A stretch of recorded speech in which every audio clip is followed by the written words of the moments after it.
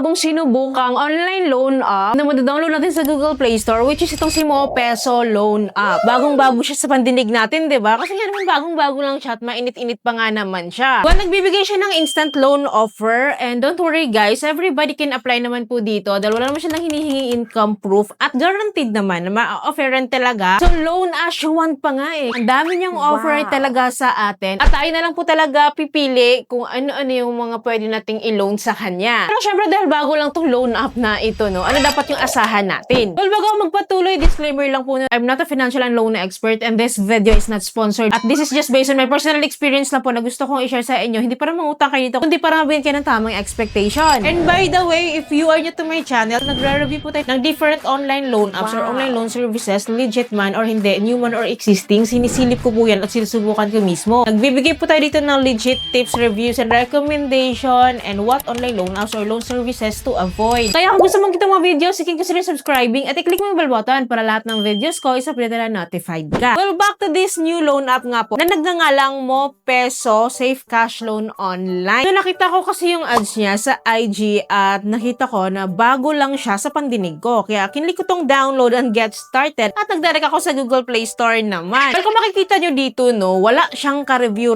wala pa siyang ka-ratings, at wala pa siyang ka-download from the moment that I'm trying this loan app. Pero sooner, of course, na magkakaroon na rin ito. Pero yun na nga lang, nagkataon na nauna po tayo dito. Well, sabi niya dito, no, under na po siya kay Magkona Financing Company Incorporated. So, tinignan ko po siya agad sa SEC website. Unfortunately, hindi po siya naka-register po doon. So, I don't know, baka bago lang siya. Pero syempre, no, sisilipin pa din po natin kasi available siya sa public. Ang daming online loan apps din naman na nasa SEC website, pero naliligwak din, diba? So, try natin ito. So, sabi niya dito sa ads niya naman sa Google Play Store, nagpapautang daw po siya at we can apply up to 30,000 pesos. Fast disbursement daw siya and 100% online application lang tayo and trusted loan daw natin siya. So, mainit-init pa talaga ito dahil this June 2026 lang po siya na-release at nag-update. Well, of course, no, na-share ko sa inyo kanina po no, na tayo po ay na-aprubahan dito. Meron po tayong instant loan offer dito agad-agad and everybody can apply. Pero syempre, kailangan natin malaman yung process of application na napakadali lang naman para may idea kayo. Well, anyways, no, in-install ko po yung app and then ang bubungad po sa atin is the privacy policy. So, if you have time, you can read po. So, in-agree ko siya for me to proceed na. So, dito guys, sa pinaka-dashboard po ni MoPeso Loan App, makikita nyo po dito. Nagpapautang daw po siya up to 10,000